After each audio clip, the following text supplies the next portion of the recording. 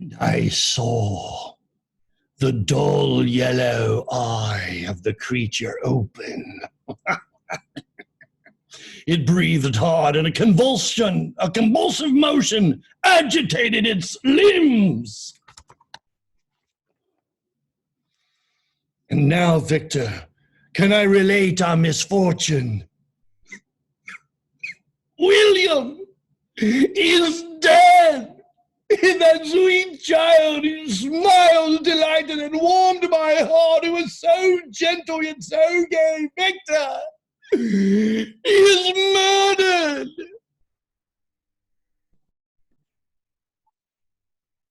Yeah, I had to, guys. Come on, give me a break. It's my favorite section of the book.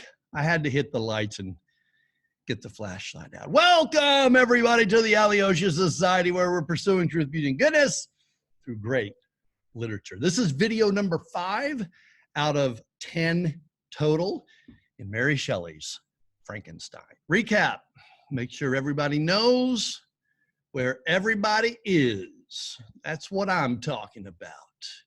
Outline of videos. You knew it was coming.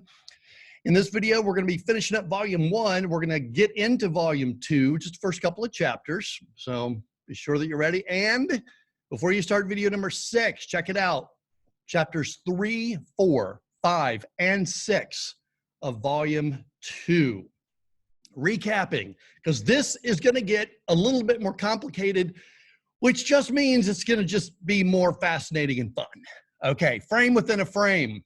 Remember, the outer frame is the letter writing that's going on between Robert Walton and his sister.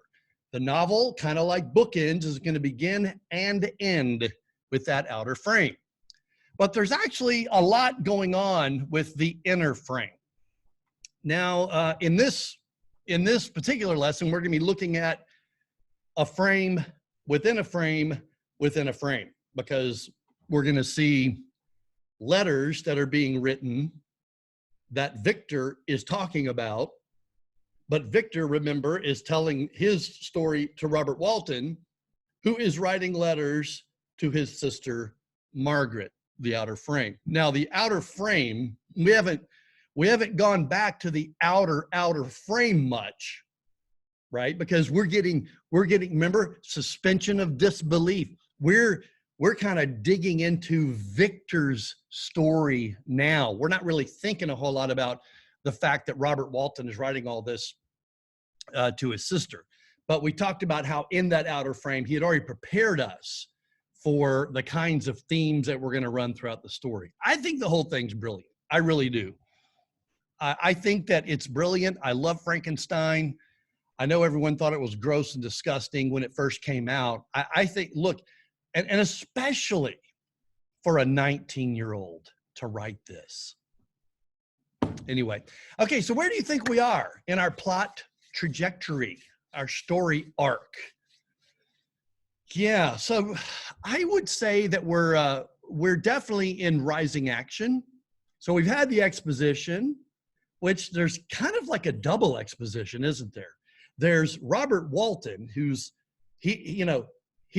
I'm Robert Walton. I'm writing these letters to my sister. I'm going on this adventure in the Arctic and so forth. Then there's Victor telling Robert his story. I was born in Geneva, and here's my life, and I grew up, and Elizabeth was my cousin, and I went to university, and I was interested in science and in the human body and lightning and so forth. And then he builds the creature, and the creature escapes. Now we have a problem. Okay, Pandora is out of the box. That is the conflict that you see listed down there in the corner under number 1. The cat is out of the bag, and as we're going to see in this lesson, something absolutely horrible has happened. So let's get right back to it. I already read it with the lights off and the flashlight. Right at the beginning of chapter 6. This is, again, volume 1, chapter 6. William is dead. Who's William? It's Victor's brother. Yeah. And I think we know who did it.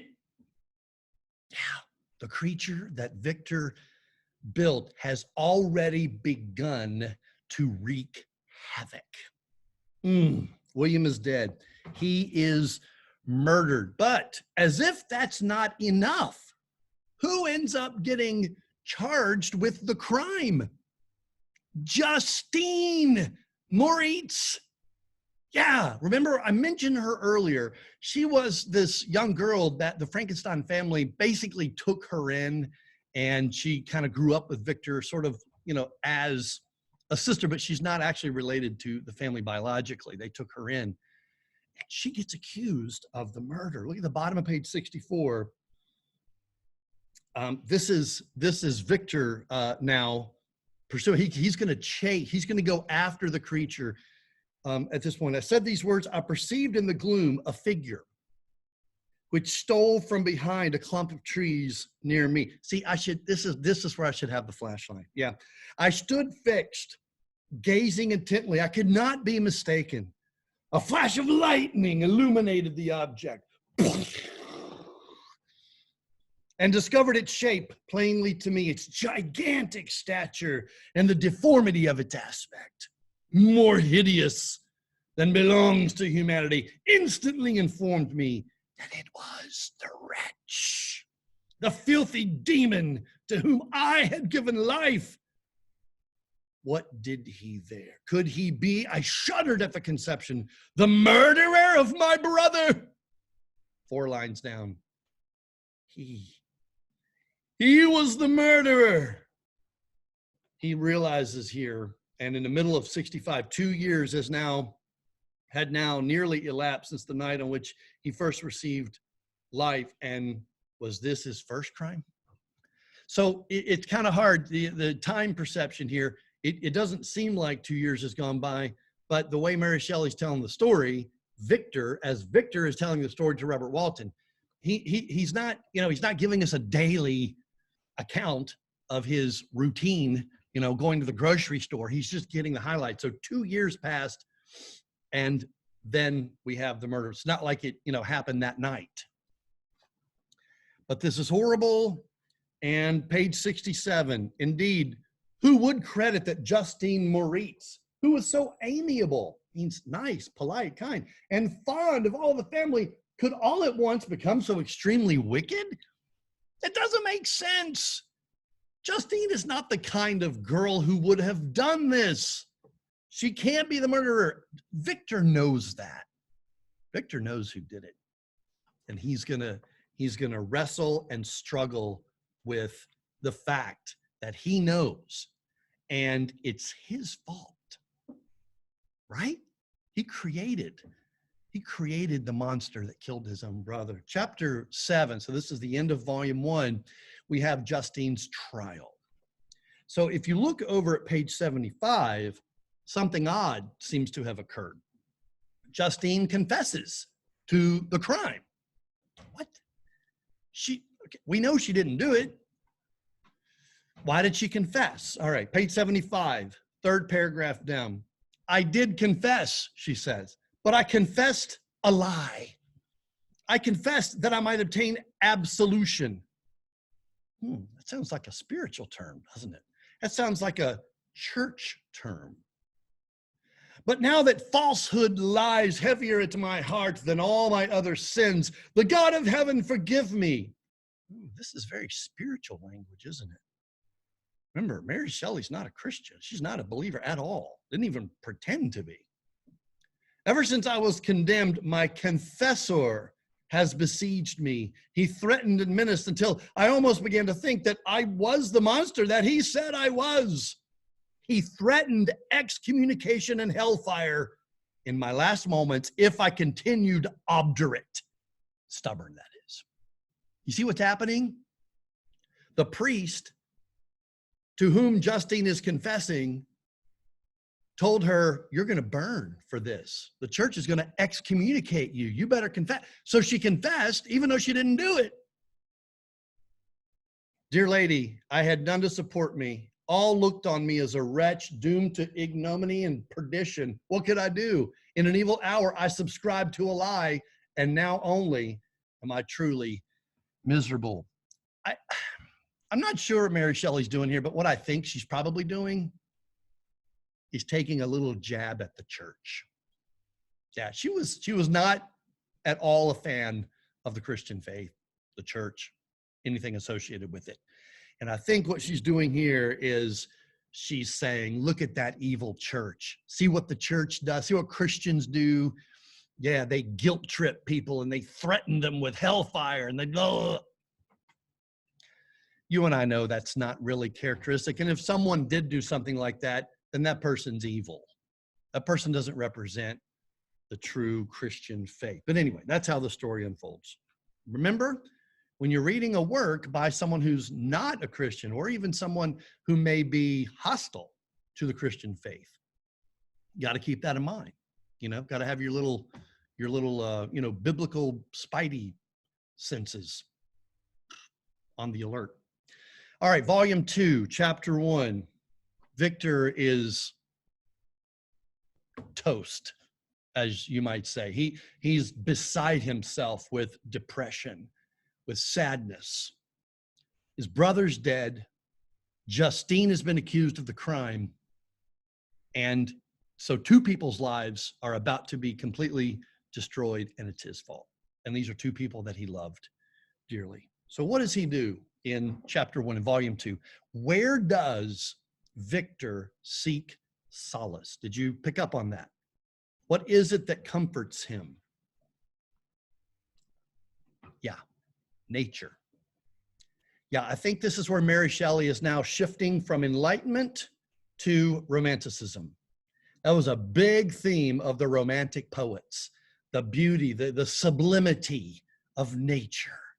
And, you know, the Romantic poets viewed nature almost as, or maybe as a deity, as a god. That's why I had pantheism written on that. Remember that chart we looked at with the characteristics of Romanticism and the Enlightenment? So that's that. So it's not the true and living God who consoles Victor in his darkest hour. Not in Mary Shelley's Frankenstein. It's nature. Yeah. So look at, let me see. Yeah, page 81. This is the very beginning of chapter 1. I was seized by remorse and a sense of guilt, which hurried me away to a hell of intense tortures, such as no language can describe. And then look over at page 85. This is what comforts him.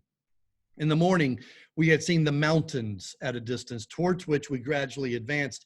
We perceived that the valley through which we wound and which was formed by the river Arve, whose course we followed, closed in upon us by degrees. And when the sun had set, we beheld immense mountains and precipices overhanging us on every side, and heard the sound of the river raging among the rocks and the dashing of waterfalls around. The next day we pursued our journey upon mules, and as we ascended still higher, by the way, speaking of which, I hiked to the bottom of the Grand Canyon when I was a lot younger. You know, you get on a mule and we hiked it. Anyway, that reminded me of this. The valley assumed a more magnificent and astonishing character. See, he's kind of personifying nature now as a deity that maybe he would worship. Ruined castles hanging on the precipices of piney mountains, the impetuous Arve, that's the river, the cottages here and there peeping forth from among the trees formed a scene of singular beauty. But it was augmented and rendered sublime. There's a key word from the Romantic poets, sublime. Beautiful beyond comprehension. By the mighty Alps, whose white and shining pyramids and domes towered above all. More towards the bottom of page 85. The valleys, more wonderful and sublime, once again, but not so beautiful and picturesque as that of Cerveau, through which we had just passed. The high and snowy mountains were its immediate boundaries, but we saw no more ruined castles and fertile fields. Immense glaciers approached the road. We heard the rumbling thunder of the falling avalanche, and marked the smoke of its passage. Mont Blanc, the supreme and magnificent Mont Blanc, raised itself from the surrounding Douguille, and its tremendous dome overlooked the valley. That, my friends, is as close to a deification of nature as you're going to get. So do you see how Mary Shelley is doing all kinds of things in this novel? It's a Gothic novel, yes, but it is way more than that. It is a tip of the hat, sort of, to the Romantic movement. It explores the ideas of the Enlightenment. You can tell that Mary Shelley is kind of caught in between these two movements. And she also takes a little jab at the church on the way. Chapter 2 of volume 2, again, more, and I'm not going to read longer passages now, just go back and reread. Victor is continuing to seek comfort and solace in nature. Read the book of Psalms and see the contrast between David and Victor. Read Psalm 42, for example, as the deer pants after the water, so my soul longs after you. You see that David acknowledges nature, even acknowledges the beauty of nature, but he doesn't worship it. In Psalm 19, he says, the heavens declare the handiwork of God. So he recognizes the true and living God as the creator and worships the God who is beautiful because he's a reflection of the world, nature, which he created.